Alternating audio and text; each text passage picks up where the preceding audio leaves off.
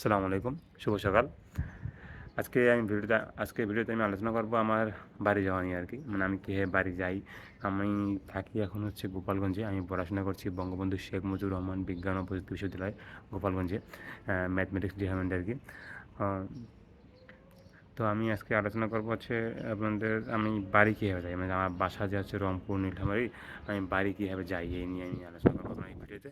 আমি বাড়ি যাচ্ছি এখান থেকে যাই খুলনা বাসে করে, ভার্সিটি বাস বা এমনি লোকাল বাস বা ঢাকাগামী বাসে করে খুলনা যাই। খুলনা দিয়ে ওইখান থেকে আমাদের ট্রেন আছে রূপসা সীমান্ত এক্সপ্রেস, ওগুলায় আমরা চড়ে আমরা ডিরেক্ট আমার এলাকায় যাই। এখান থেকে গাড়ি নিয়ে লোকাল গাড়ি নিয়ে চলে যাই।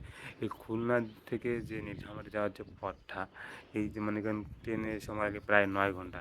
এই 9 ঘন্টা মানে একটা কষ্টের জার্নি আরকি। কষ্টের বললে ভুল হবে না। যাওয়ার সময় মানে যাওয়ার 1-2 ঘন্টা আগে ওই পাশে মনে হয় পথ ফুরায় না। আর ব্যাক করার সময় যখন আমরা এই পাশে ব্যাক করি খুলনার দিকে, তখনও মনে হয় যে পথ ফুরাচ্ছে না। এইরকম আরকি।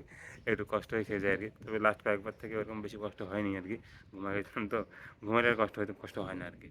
আবার একদম ঘুমাও যাওয়া যাবে না। ঘুমায় গেলে আবার কোন স্টেশনে চলে যাবেন। দেখবেন যে আপনার গন্তব্য অতিক্রম করে গেছেন। তাই এরকম করা যাবে না। তবে এই গরমের দিনে আরও বেশি প্যারা হয়। আবার অবশ্য আমরা জার্নি করি রাতে তো, দিনে করলে আর বেশি প্যারা হয়তো। দিনে তো অনেক গরম পড়ে। আমরা জার্নি করি রাতে মূলত, কারণ ট্রেনটা আমাদের রাতেই বেস্ট, এখান থেকে রিল্যাক্সে যাই আরকি। তবুও একটু গরম কম, কিন্তু গরমের দিন তবুও একটু গরম লাগে। যেমন হচ্ছে জানলাগুলো হচ্ছে উপরের পার্টটুকু খোলা, নিচের পার্টটুকু হচ্ছে বন্ধ। যার কারণে বাতাস উপর দিয়ে হালকা চলাচল করার যেদিন ভিড় থাকে ওই দিন তো আরও বেশি গরম হয়ে যায়। মানে একটু কষ্ট হয়ে যায় আরকি। তো এটাই হচ্ছে কথা। তবে যারা এসিতে যায়, এসিতে গেলে হয়তোবা অত কষ্ট বোঝা যায় না। আবার এই অল টাইম এসির টিকিট বা আপনার কেবিনের টিকিট তো পাওয়া যায় না। এটাও একটু লক্ষ্য করার বিষয় আরকি।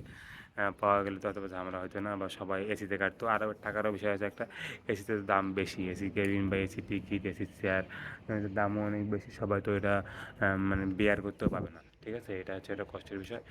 তবুও একটু গরম লাগে। যদি নিচের জানলাগুলো খোলা হতো তাহলে হয়তোবা বাতাসটা আরও বেশি ফ্লো করতে পারতো, তাহলে আরও বেশি ভালো হতে পারতো। জার্নিটা আরও সবার জন্য একটু কষ্ট কম হতো।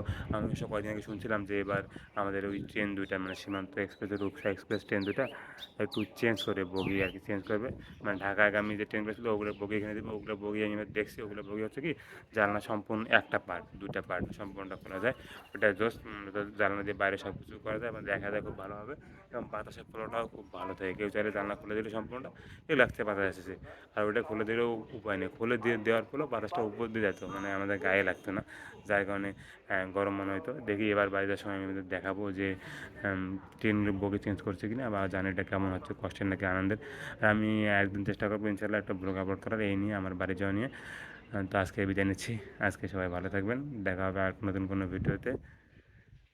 বাহ! পরিবেশটা অনেক সুন্দর। তো বিদায় নিচ্ছি। আল্লাহ হাফেজ।